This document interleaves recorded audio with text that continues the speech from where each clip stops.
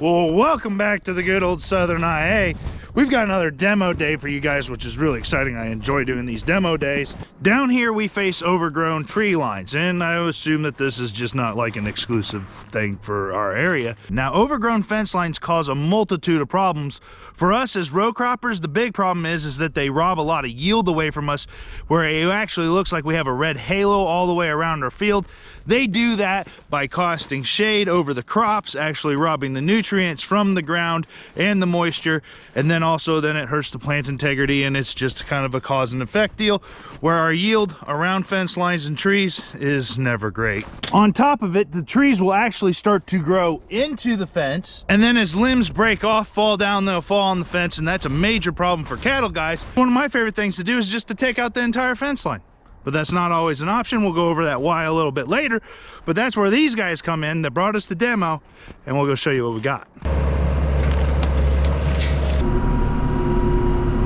So yesterday, Bill Reed at Precision Manufacturing, the folks there, they brought us some stuff to demo. Their pride and joy right here is the TeleClipper. So yesterday, we actually got to use this for about 2 hours or so, and we caused some destruction in those first 2 hours that we got to use it.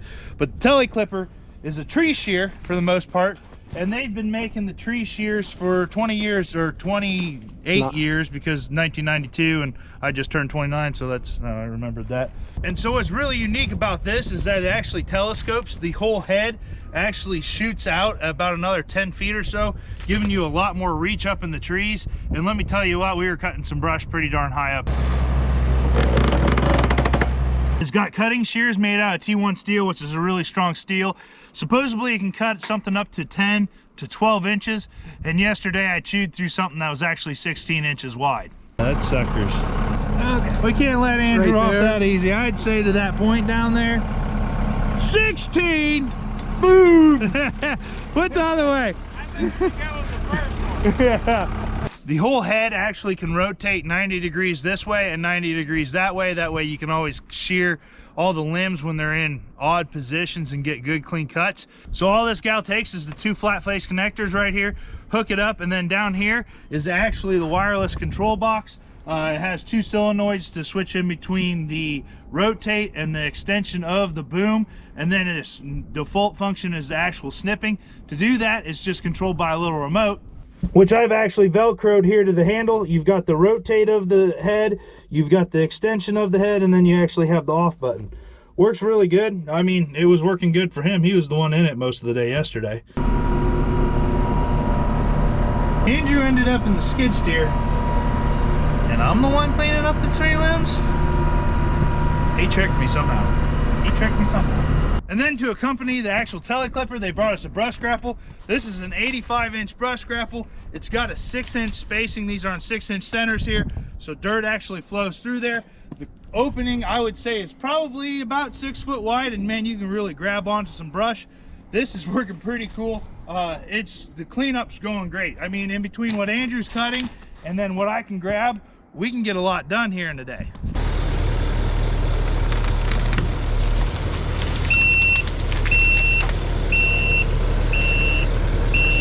So the best way for me to actually demonstrate this equipment to you guys is to take you on a job from start to finish. But before we go and do a job overview real quick, please hit that thumbs up button to support the companies that bring you guys these demonstrations. I don't need you for the overview, just go get to work. Start clipping. So the project at hand is actually twofold. We're gonna be working on this fence line right here. This fence line is a ½ mile long. It's actually overgrown quite a bit.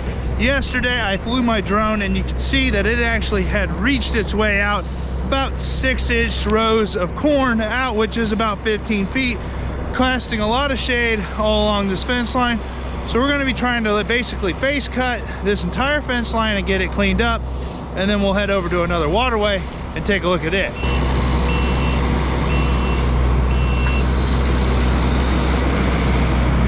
And then we also have problems like this. This is a waterway. These thorny locust trees, they grow super fast and become a big nuisance. It's time to put this equipment to the test. Let's get to work.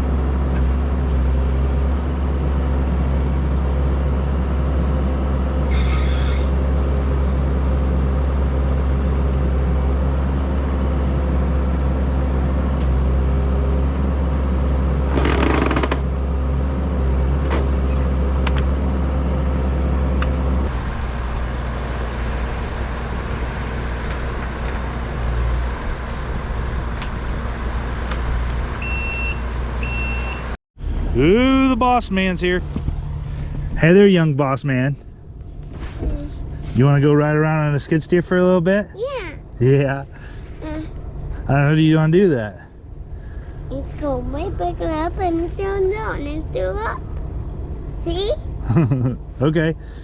You. Come on in. There you go. Huh? I can't see my eyes. Oh, you can't because your hat went down? Yeah. Okay.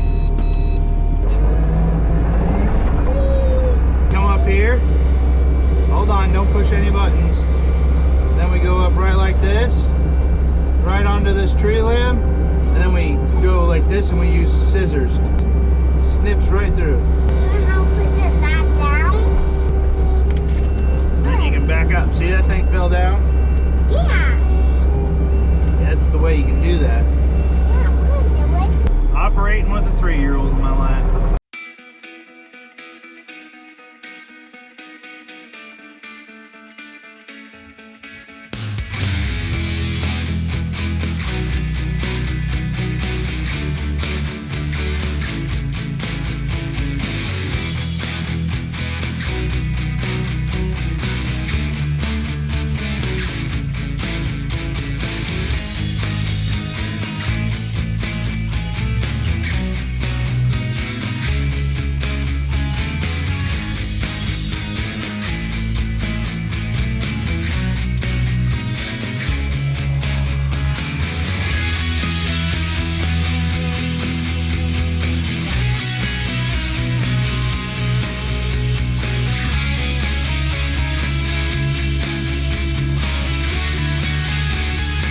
Okay, this is actually a little excessive for this tractor because the back end's a little bit light, but just look at how much stuff you can get into this grapple.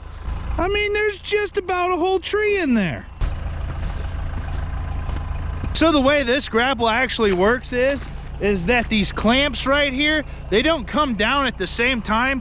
One comes down and then the other one comes down, supposedly about the amount of force one of them has. I don't know the exact way that they say that, but they're not just tied together and pushed the same amount. So it's like that one's closed a whole lot more than that one is, and then it can secure that odd load. And supposedly you can actually grab big round bales with that, so we're gonna have to try it as well. Along with, I think we're gonna put that on the skid steer at some point.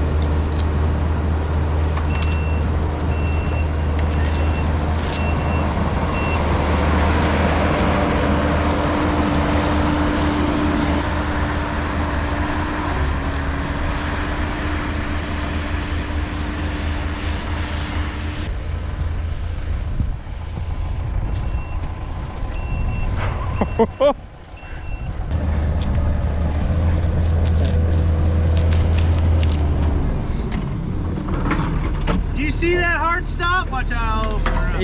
Yeah, I sure did. Yeah. It's too bad you didn't see that in your last video. Yeah, that's surprising that it's fallen off already.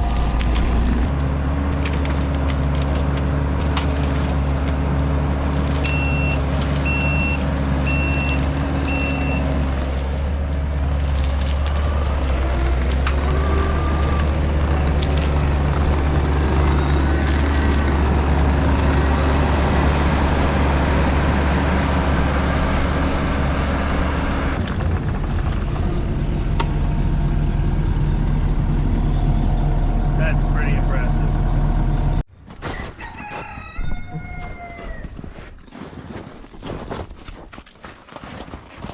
We're back again here today. It's actually about lunchtime right now. Wayne and I had eye doctor appointments this morning. Had to tell the eye doctor that I was actually surprised to still see him there. He kind of looked at me a little funny, and I said, I figured you would have retired in 2020. And I actually did have a conversation with my dad yesterday about trying to clean up that waterway, and he said, hey, I think that thing's on my hit list for the dozer to fix it up, so don't worry about it. And he actually gave me some thorny locusts that needed cleaned up on some pond banks, so we'll do that instead. But one thing someone's gonna wonder is that, well, why would you just snip these tree lines instead of dozering them out? You have a dozer. Well, yes, that is our favorite thing to do, is just to dozer out the tree lines. We don't need them. We don't need the fence lines. We're row croppers. But we have neighbors. In Iowa, you only own half of the fence that's on your property line, and it's usually the right half of the fence. When you look at the fence when you're standing on your property, it's a little odd, but that's the rule. So realistically, we don't always have the option of just dozering out the fence line. Now, that's one reason, but most of the time you have the neighbors that you have to deal with, and then there's a lot of cost involved with actually dozering out a fence line. So that's problem number one. One person might not want to spend the money on the dozer to clean up the fence line. The other person might also really like the trees and want to keep it. The other thing is, here is actually this fence line right now is holding a lot of erosion in here. It's actually working pretty darn good to keep dirt where it is. So this isn't really a fence line that we just want to dozer out. Hopefully that answers the question of why just not dozer it.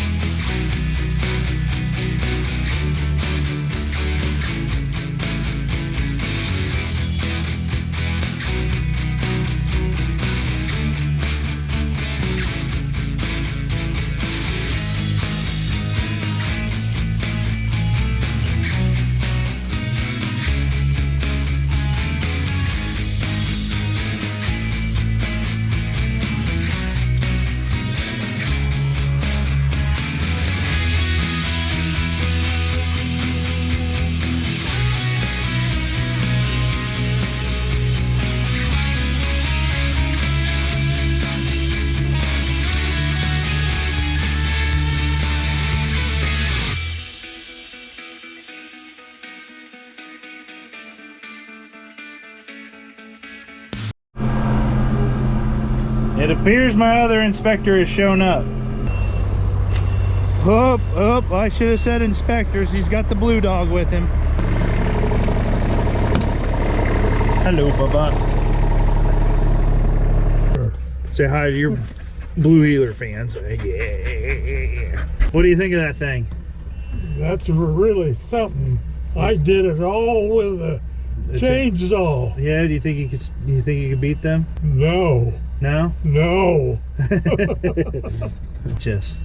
I'll just snip that right off. Snip. There it falls. Thanks for inspecting. Yeah.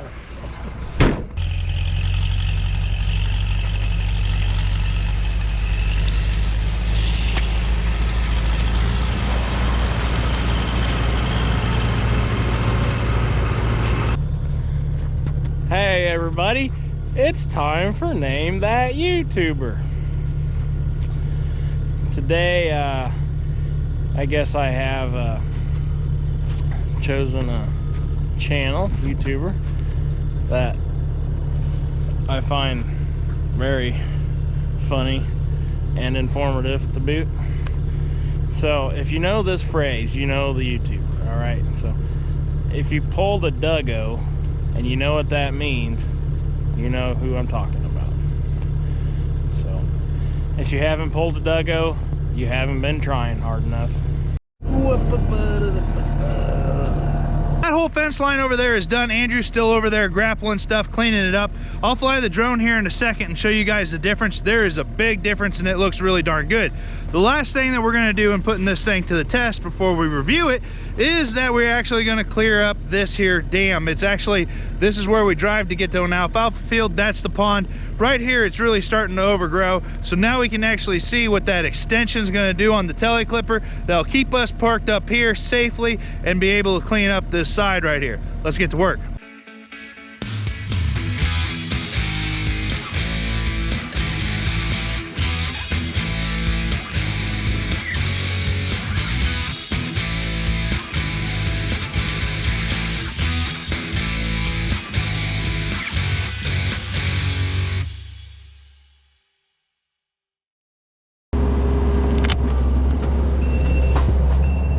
We got most of that all clipped. There's some that didn't make it because whenever I felt the back end of the skid steer get a little bit light, I stopped. Right now, things are pretty slippery here, and the last thing we needed was a skid steer in the pond. So most of this stuff will just fall in and degrade into the pond. That's fine, fish habitat, but there's no fish in that pond. So what do you guys say we go fly the drone, catch up with Andrew, and do a little review? Let's start out by saying is that this fence line has been cleaned up tremendously. It's definitely improved this fence line for ease of spraying. We're not going to be smacking the boom of the sprayer near as much anymore. I would say that it's going to have a positive increase on our yields here. We're not going to have to worry about tree limbs falling in the crop and then the tree limbs going into the combine. But you can see what we were dealing with. Bushier trees, we really cleaned it up. This is the neighbor's side of the fence, and then if we flip the drone back to our side of the fence, trees are pretty much a mirror image of themselves, and you can just tell how much we cleaned it up. If it was actually like fresh snow on the ground and we had that crisp white line, it would have been neat. There's where all our branches got carried down to. They just carried them down to washout, so they'll be preventing some erosion down there. This is the fence line from the first drone footage that you guys saw, and I will put some more back in here.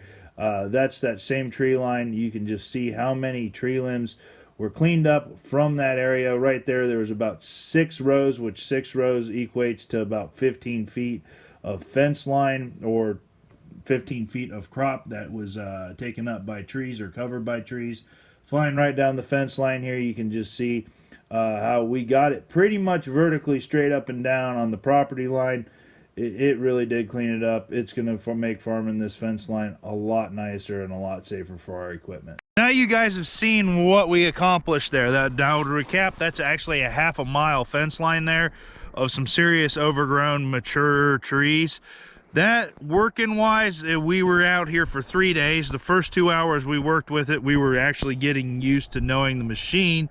And then the next day, yesterday, we put in about 6 hours or so of actual work. And then today we put in probably about 3. So all in all, maybe 10 hours of work, and that's what we have accomplished. The 10-foot extension allowed us to reach up and grab some really tall limbs. I mean, we were clipping them big time. So that's definitely a huge plus to this. The rotating head, being able to actually rotate it 90 degrees each way, that allowed you to obviously cut up against the face of the trees, but you didn't always rotate it the full 90, sometimes like 45 degrees, and that allowed you to actually kind of maneuver in between a couple of limbs and make the snip. The T1 steel on these snippers, I mean, there's not a mark on these snippers here after doing all of that trimming. And we were going through hedge posts or hedge trees, and hedge trees are the hardest tree that we've got around here. It went right through it, and compared to this with this skid steer here, like when you would go to cut it and you use that hydraulic force, it wouldn't bog on the motor or anything. Sometimes you might not even be able to tell you're actually clipping it, and when you would actually grab the tree limbs sometimes and try and just pull them out there, and you hit that button the wrong way and it just snips it right in half. The wireless remote down here that controlled the different solenoids to twist and then extend, that works just fine if you don't have those pins. I mean, if you had the pins and you had it on your joysticks, you could probably get even quicker than we were. We picked it up pretty quick, so that is a good solution to not having the electronics on your skid steer. Size of the trees that you can cut. You can easily cut whatever fits in between here, and then if you really work on it, you can chew your way through your trees. That worked, and I mean, one time we measured a 16-inch tree, and I probably even made it bigger than that on some of these. Cab protection wise, this bar right here actually does a pretty darn good job of, if a limb is starting to fall at you, it hits it and it will slide it off to the side. But I would not have your glass down. If you have a glass door, or you don't have a nice Kubota skid steer where you can actually raise the glass up and you have to open it and you know you can't use it, don't have your door on. Just don't, because you'll pop your front glass. To be clear, yours is still up in there. Yeah, that's mine's still up in there, and I'll say you'll pop your glass if you get adventurous like I do. The only weak link that I could find when I was using this was actually a couple of hydraulic fittings. When I was using it, I popped both of them. Or actually, Andrew popped one and I popped the other. Physically to your equipment. Oh! There were these guys right down here. Went and replaced them. They're a little bit thicker now. I can't really say that I don't know what you could do to really protect these, because it moves a lot. Like the actual cylinder moves, so you can't just put like a gate or something over there to protect these, because it actually needs to be able to swivel. It's just something that you kind of got to watch, and probably maybe have a spare one of these when you're doing the job. That way you don't have any downtime. In terms of horsepower or weight wise, mating it to a machine, we've got one of the biggest skid steers that they make, so it's on the upper echelon of it. I would say like a 75 horsepower skid steer probably could run one of these horsepower wise, but the weight, when you get into weird spots, the weight's great. So now let's talk about the grapple. All I can say is, where has one of these been my entire life? I mean, we've been cleaning up stuff for a long time, and I've always struggled picking things up and grappling stuff. This is a great way to do it. I like how wide open these spaces are. You can actually run it across the ground and kind of pick up the sticks, and then you can actually even rake it with the top of this, kind of rake it backwards. So this allows the dirt and stuff to actually flow through there and not clog up. And then once again, I'm 6'2", and look at how wide open this thing can move. You probably need to have this 100 horsepower tractor is got the horsepower. Again, comes down to weight. It seems like weight's always there. If you grab a whole bunch, you'll get a little light in the back end. We tried to put a counterweight onto the back of this. It needed the quick attach on it, didn't have it, so we're still moving a lot of it like this. It works really good. You can just grow right up on the brush pile, grapple it in, kind of crunch it in together, and then take a good bite and carry it along its way. Yesterday I did get the chance to put the grapple onto the skid steer and see which one I would want to use it on. I would say the majority of the time I would like it on the skid steer. I can see a little bit better when I go to grab the brush piles, and then actually picking it up, the skid steer seems a little bit more stable. That, however, could maybe be counterbalanced with a little bit heavier of a tractor. I would, however, be very cautious putting the TeleClipper onto the tractor, because the tractor will want to tip over. The skid steer, it's a really stable platform. But guys, that's actually going to wrap it up for this demonstration. If you guys are interested in any of this equipment right here, or have any further questions about it, I have all of the description of where you can get in contact with the people that manufacture these, and even the dealers down there in the description. If you haven't yet, don't forget to hit the thumbs up button to support the companies that bring us these demos. That allows us to bring you these demo videos. We'll see you the next time down here in the good old Southern IA.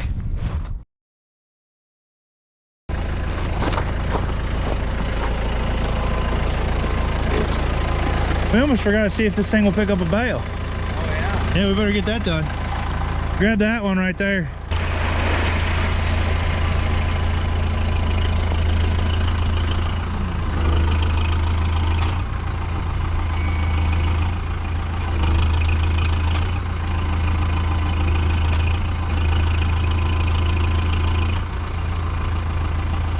There you have it. It'll pick up bales.